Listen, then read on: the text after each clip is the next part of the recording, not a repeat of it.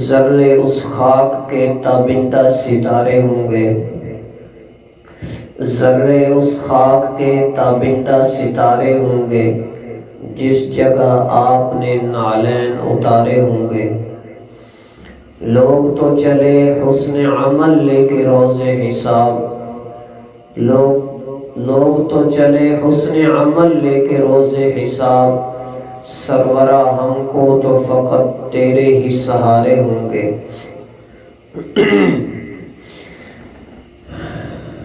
قرآن پاک اللہ تعالیٰ کا کلام ہے، اور جیسے انسان کو اپنی لکھی ہوئی تحریر سے، اپنی کتاب سے بڑا پیار ہوتا ہے، وہ بڑی محبوب ہوتی ہے تحریر۔ انسان کو اپنی باتوں سے پیار ہوتا ہے، انسان کی فطرت ہے کہ انسان چاہتا ہے جب میں بولوں میری بات کو توجہ سے سنا جائے، میری بات کی طرف توجہ کی جائے۔ اگر کوئی توجہ نہیں کرتا تو یہ اسے ڈانٹتا ہے کہ میری بات کو اہمیت کیوں نہیں دے رہے ہو۔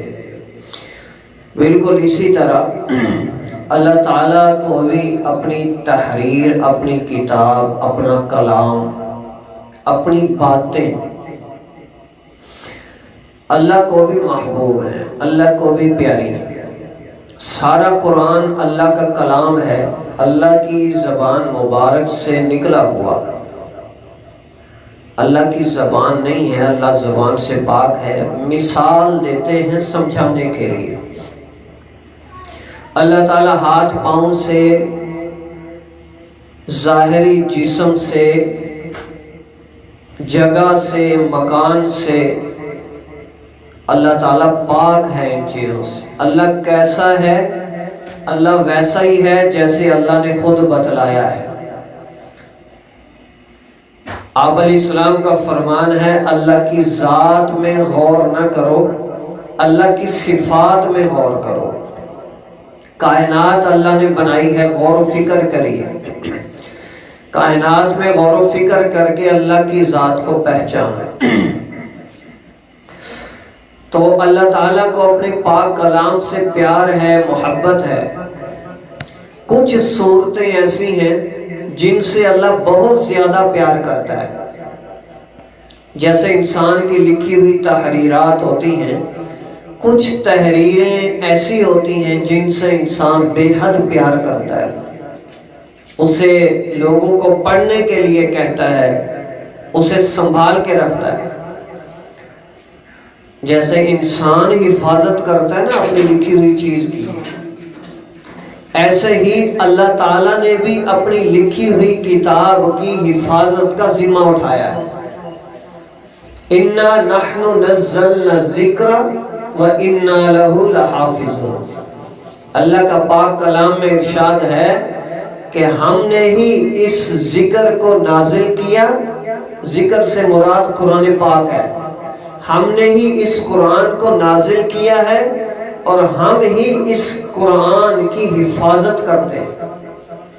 چنانچہ جب سے قرآن اس شکل میں آیا ہمارے پاس لکھا ہوا، حضرت عثمان رضی اللہ تعالیٰ عنہ کے دور میں یہ قرآن لکھا گیا تھا۔ حجاج بن یوسف نے اس پہ زبر زیریں لگوائی تھی، پہلے زبر زیریں بھی نہیں تھی، ان کو کہتے ہیں حرکات، زبر زیر پیش۔ اس سے ہمیں عجمی لوگوں کو قرآن پڑھنا آیا، اگر زبر زیریں نہ ہوتی ہمیں قرآن ہی نہ پڑھنا ہوتا۔ الحمد، ہم الحمد کیوں پڑھتے ہیں؟ الحمد کیوں نہیں پڑھتے؟ کیونکہ حمزے کے اوپر شروع میں زبر ہے۔ اب زبر نے ہمیں بتایا کہ الحمد پڑھنا ہے، تو زبر زیریں بھی بہت بڑا کام تھا۔ تو یہ کتاب قرآن پاک لکھا ہوا، جب سے اس کو لکھا گیا آج تک غیر مسلموں کی بے حد کوششوں کے باوجود اللہ تعالیٰ نے اس کی حفاظت فرمائی۔ انہوں نے حد درجے کی کوشش کی کہ قرآن پاک کو ختم کر دیا جائے، حتیٰ کہ اس کو دریاؤں میں بہایا گیا، آگ میں جلایا گیا، لیکن میرے رب نے چونکہ حفاظت کا ذمہ اٹھایا ہے، اس لیے اللہ تعالیٰ نے اس کی حفاظت کی ہے، اور ہر جگہ پر ہر مسلمان کے گھر میں، مسجد میں، دفتر میں، ہر جگہ قرآن پاک محفوظ پڑا ہوا۔ میں عرض کر رہا تھا قرآن پاک کی کچھ صورتیں ایسی ہیں جن سے اللہ بے حد پیار کرتے ہیں۔ ان میں سے ایک چھوٹی سی صورت ہے جس کا نام ہے سورہ اخلاص۔ کیا نام ہے بھائی؟ سورہ اخلاص۔ عام لوگوں کو سورہ اخلاص کا پتہ نہیں ہوتا کون سی صورت ہے۔ سورہ اخلاص چھوٹی سی صورت ہے، قل هو اللہ احد، یہ اس صورت کا نام سورہ اخلاص ہے۔ قل هو اللہ احد اللہ الصمد لم یلد ولم یولد ولم یکن لہ کفوا احد۔ قرآن پاک کے تلفظ ٹھیک کرنا، اس کو ٹھیک پڑھنا ہر انسان کی اپنی ذمہ داری ہے، صرف مولویوں کی ذمہ داری نہیں ہے کہ آپ کے بچوں کو پکڑ پکڑ کے سمجھائیں، بٹھائیں، پڑھائیں۔ مولوی تو بیچارے مفت پڑھاتے ہیں، پھر بھی ہم بچوں کو نہیں بھیجتے بھائی۔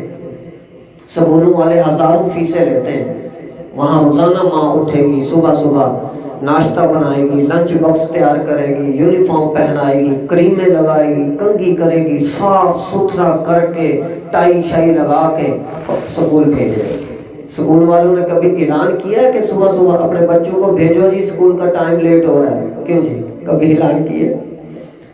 لیکن ہم اس کو اہمیت دیتے ہیں۔ ہمیں پتہ ہے ہمارے بچے بڑے ہو کر ڈگری حاصل کریں گے، حالانکہ ککھ کام نہیں آتی ڈگریوں والے پھر رہے ہیں۔ لیکن قرآن عظمت والی کتاب، قرآن پاک کے لیے اپنی ماؤں نے اپنے بچوں کو کتنا تیار کر کے صبح بھیجتے ہیں۔ وہ مسجد آتے ہیں، ہاتھ میں پکڑا ہوتا ہے سپارہ، قاعدہ آنکھیں مل رہے ہوتے ہیں، کوئی ادھر گگیں لگی ہیں، کنت لگا ہوا ہے۔ یہ تو قرآن کو ہم اہمیت دیتے ہیں۔ ذرا سوچیں سی تھوڑا سا کہ ہمارا یعنی عمل کیا ہے، ہمارا عمل کیا کہتا ہے کہ کون سی چیز اہمیت والی ہے۔ میں عرض کر رہا ہوں چھوٹی سی صورت ہے، اللہ کو بے حد اس صورت سے پیار ہے۔ اب چند ایک صحابہ کے میں قصے بتاتا ہوں کہ جس سے آپ کو پتہ چلے گا کہ یہ صورت کتنی اہم ہے اور اللہ اس سے کتنا پیار کرتے ہیں۔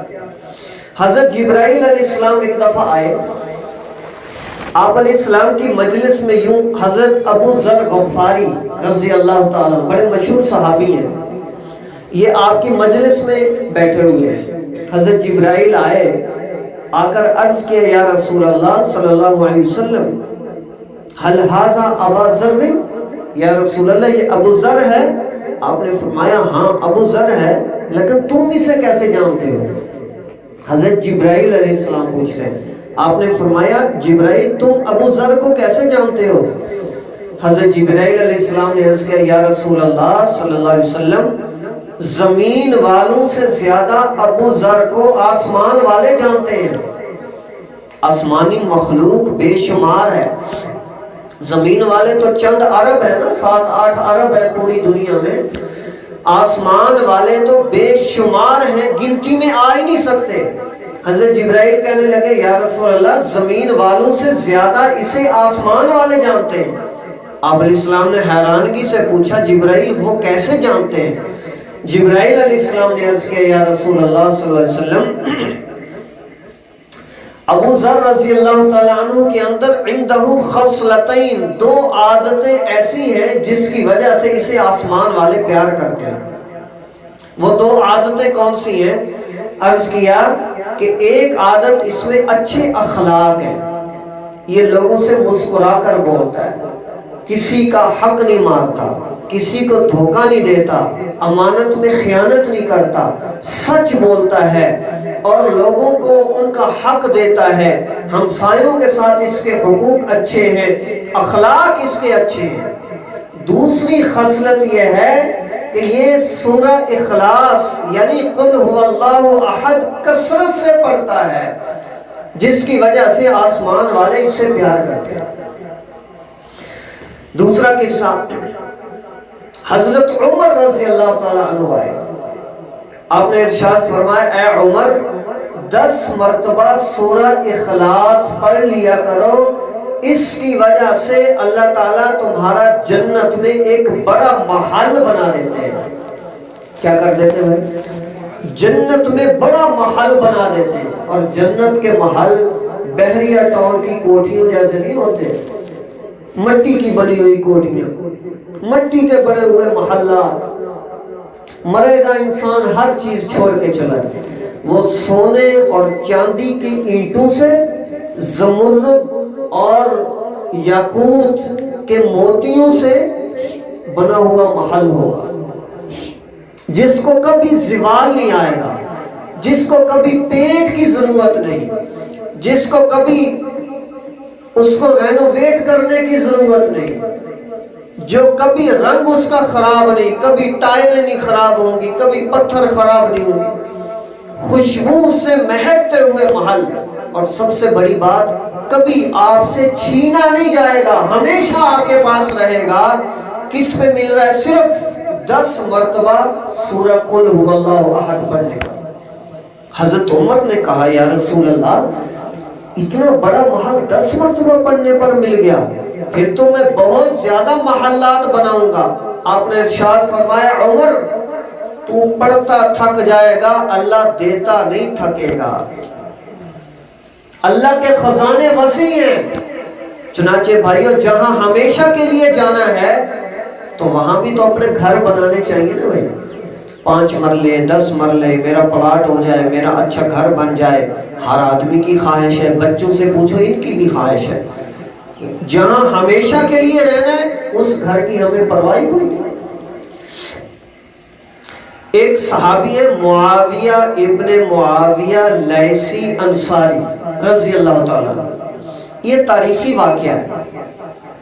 صحابہ اکرام غزوہ تبوک پر گئے ہوئے تھے۔ غزوہ تبوک آپ علیہ السلام کا آخری غزوہ ہے جس میں آپ خود شریک ہوئے تھے۔ انتہائی مشکل ترین غزوہ تھا، گرمی کا موسم تھا، جون جولائی کا موسم، اور ادھر باغات صحابہ کے پکے ہوئے تھے، ان کو چھوڑ کر جا رہے تھے، یعنی بڑا ہی مشکل یہ سفر تھا غزوہ تبوک کا۔ مدینے سے 700 کلومیٹر دور ہے، مدینے سے 700 کلومیٹر دور ہے غزوہ تبوک، جہاں غزوہ ہوا، یہ لڑائی ہوئی شامیوں کے ساتھ۔ سارے صحابہ غزوہ تبوک میں تھے، چند ایک صحابہ بیماری کی وجہ سے، سواری نہ ہونے کی وجہ سے، بڑھاپے کی وجہ سے، ان عذر کی وجہ سے مدینے کے اندر رہے تھے، باقی سب چلے گئے۔ ایک صحابی رہنے والوں میں یہ بھی تھے، معاویہ ابن معاویہ اللیثی انصاری، یہ صحابی۔ اچھا یہ فوت ہو گئے مدینے میں، فوت مدینے میں ہو رہے ہیں، اور جبرائیل علیہ السلام غزوہ تبوک میں 700 کلومیٹر دور امام الانبیاء سرکار دو عالم صلی اللہ علیہ وسلم کی خدمت میں حاضر ہو گئے۔ یا رسول اللہ صلی اللہ علیہ وسلم آپ کے صحابی معاویہ ابن معاویہ مدینے کے اندر فوت ہو گئے ہیں، آپ بتائیں جنازہ وہیں پڑھا دیا جائے یا ان کی میت کو یہاں آپ کے پاس لے آئیں؟ اعزاز دیکھو، پروٹوکول دیکھو، مرنے والے آدمی مرتے ہیں، کوئی پرواہ نہیں کسی کو، چند ایک جنازے میں شریک ہوئے، قبر کے گڑھے میں ڈالا ہے۔ اصل تو عزت یہ ہے کہ مرنے کے بعد اعزاز ہو رہا ہے، اور پھر زمین کی مخلوق نہیں، آسمان کی مخلوق اعزاز میں آسمانوں سے نیچے اتر آئی۔